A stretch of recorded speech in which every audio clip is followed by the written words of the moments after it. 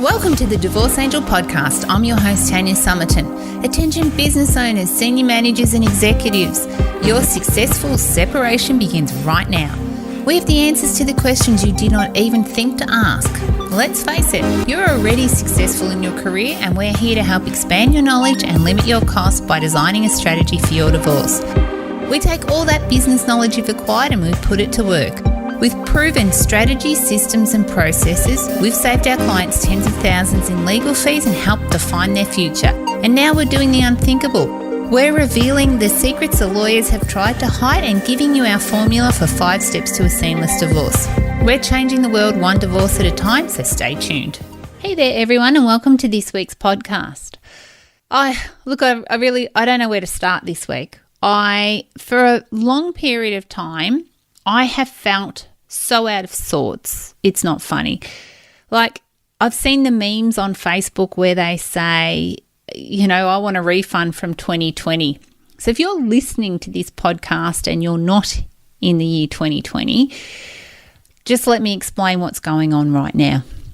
We are, as not only a society, not only as a country, but as a world, in a position in time which, for me and the years I've been on this earth, I've never ever seen anything like it.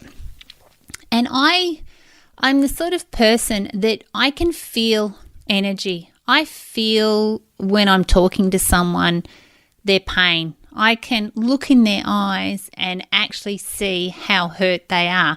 And maybe it's one of the gifts that I have that make me so good at helping people through the really difficult time of getting divorced. And I've previously spoken about when I worked at the airport, when my life was in danger, and you'd have to go back and listen to that. I'm not going to go through it all right now, but I did have a risk assessment on me because in my role at the airport, I had to control some pretty unfavourable people who were doing things wrong and breaking the law. And when I would come in contact with these people, I would get the hairs on the back of my neck would stand up. And it was something that I learnt to trust. I would get a feeling in my stomach and I just learned to listen to what my body was telling me. I tried to remove what my brain was saying because my brain was saying, you're in an environment with all these people, you've got people around you, nothing's going to happen. But there was something inside of me that would say, Tanya, step back, move away. And one of these guys actually that I would step away from later on threw a Molotov cocktail into one of my staff members' homes or a subcontractor's home. And so that just proved to me that what was going on in my body I needed to listen to. So I'm just tell you that story to give you an idea of what I am now feeling now. With COVID, with everything else that's going on, like the world is just in a very, very sad place. And then the pressure that puts on people is next level.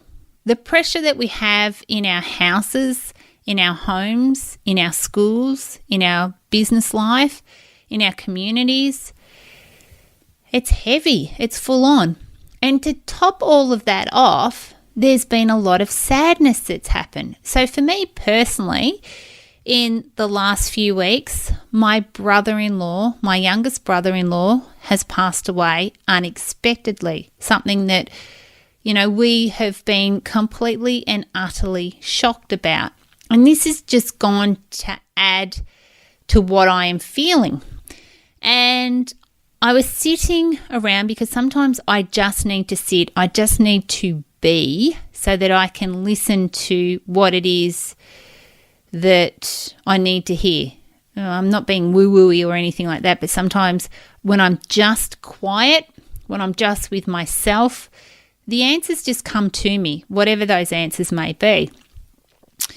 And because of what's happened to my brother-in-law, and I've watched my in-laws be completely and utterly out of sort, I've watched my husband suffer terribly, and having to be there and support them, and also, my own grief of what's happened, I realised this week when I was sitting in silence, the correlation between the shock of my brother-in-law passing away and the finality of that, and not being able to see him again, not being able to laugh with him again, and all of the special moments that we had, because he was a very, very funny bugger, to not have him anymore in my life really meant that I had to think long and hard about not only what he brought to my life and the value that he brought to my life,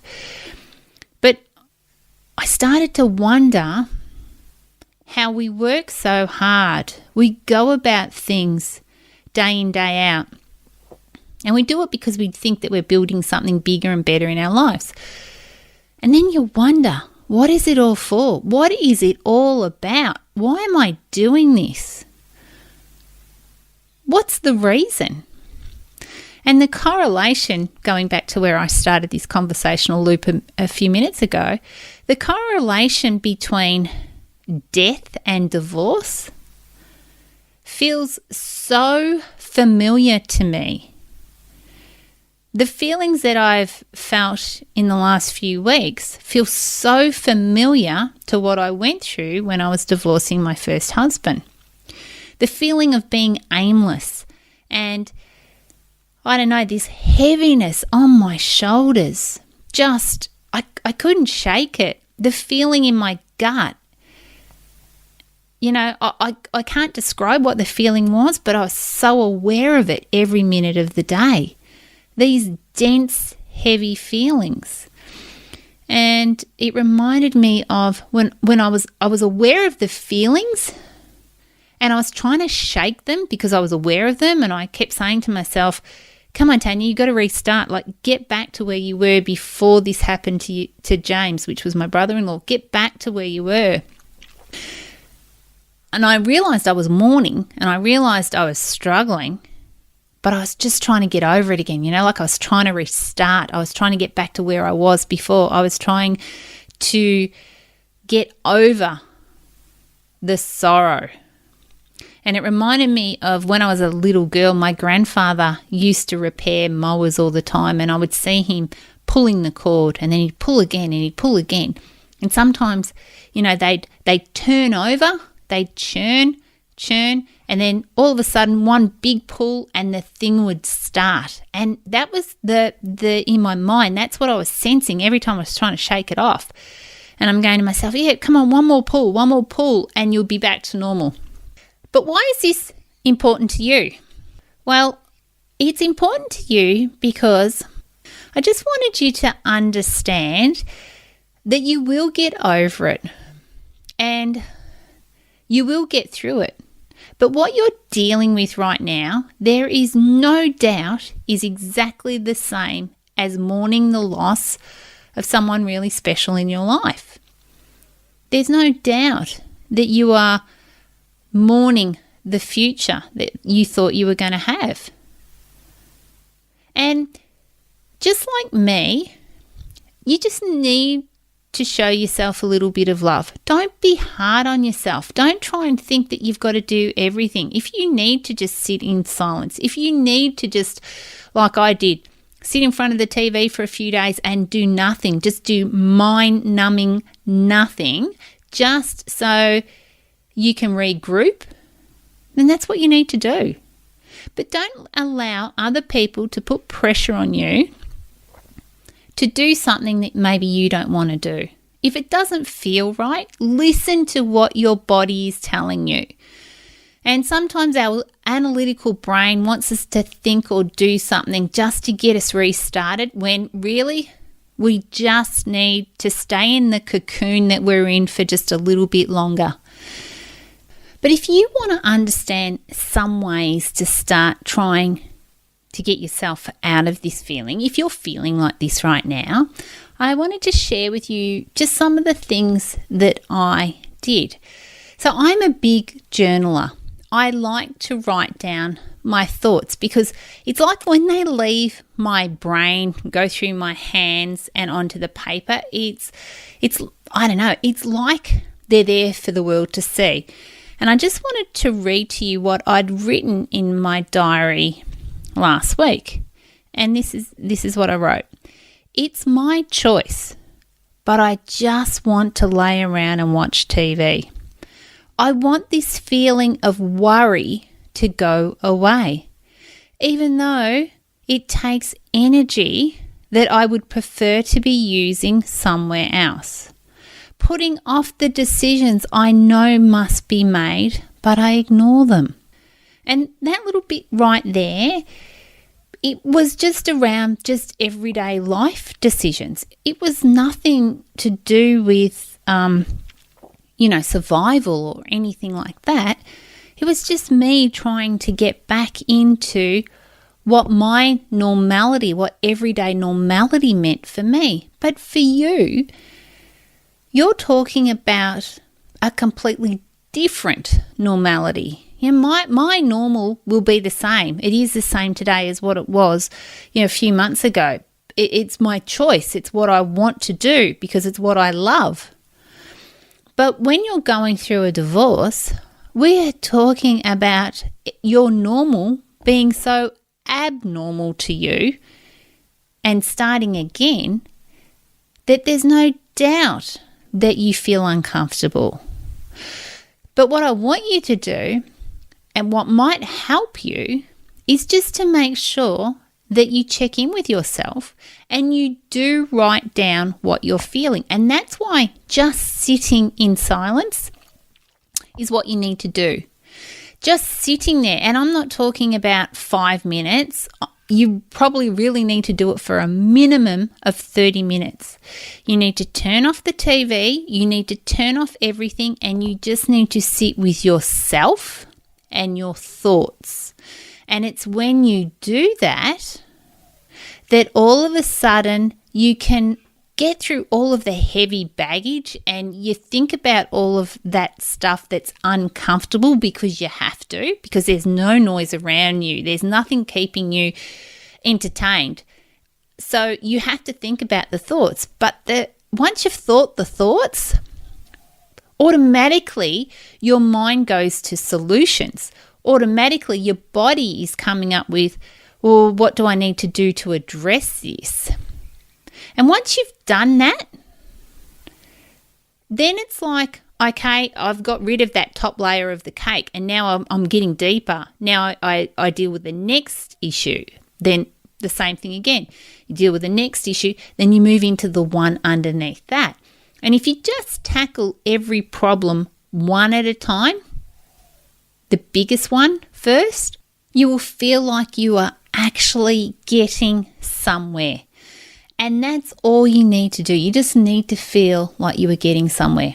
And just like me with my brother-in-law, I don't know if this is how you are feeling right now, but the question I kept asking myself is, why is it that we try so hard, that we put in what we think is 100%, while we get up every day and we keep doing what we keep doing, whether we feel like it's a merry-go-round and it's the same thing every day, or whether we feel like we're making a difference in the world.